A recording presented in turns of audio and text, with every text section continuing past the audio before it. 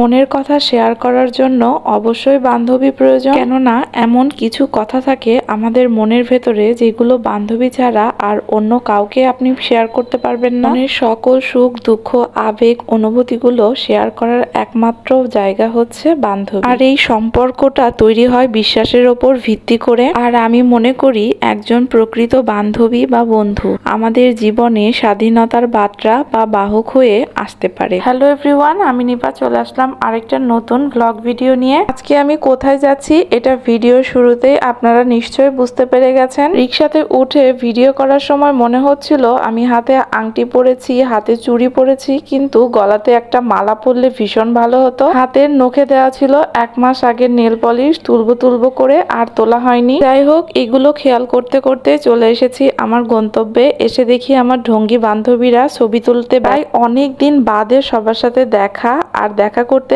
আসার আগে কি যে আনন্দ লাগছিল এটা বলে বোঝানো যাবে না। যাই হোক, আমাদের ছবি তোলার পর্ব শেষ, এবার খাওয়া দাওয়াতে আসি। আমি তো মেনু কার্ড পুরো মুখস্থ করে ফেলেছিলাম। এই বাবুটা আমার কিউট বান্ধবীর কিউট প্রিন্সেস, বান্ধবীর ছেলে আর আমার মেয়ে প্রায় 1 মাসের ছোট বড়। আমার মেয়েটা বিকেলে ঘুমিয়েছিল দেখে ওকে আর তুলে নিয়ে যাওয়া হয়নি, তবে নিয়ে গেলে হয়তো ভালো সময় কাটতো, আমারও আর একটু ভালো লাগতো। প্রায় 6 থেকে 7 বছর আগে যাদের সাথে আমার প্রতিদিন দেখা হতো, কত কথা কত গল্প হাসি ঠাট্টা হতো, এখন তাদের সাথে মাসে 6 মাসে একবারও দেখা হয় না। সবার সাথে দেখা হয়ে আমরা প্রায় ফিরে গিয়েছিলাম 6 থেকে 7 বছর আগের মেমোরিতে। সব স্মৃতিগুলো আমাদেরকে উকি মেরে বুঝিয়ে দিচ্ছিল তখন আমরা কতটা আনন্দে সময় পার করতাম। আর এখন আমরা সবাই সংসারী হয়ে উঠেছি, সবাই সবার সংসার নিয়ে বাচ্চা নিয়ে অনেক ব্যস্ত। তাই এত ব্যস্ততার মধ্যে আর কন্টিনিউ সবার সাথে দেখা করা হয় না, তবে আমাদের সোশ্যাল নেটওয়ার্কের মাধ্যমে প্রতিনিয়তই কথাবার্তা আদান প্রদান হয়। আর এটার জন্যই আমাদের সকলের সাথে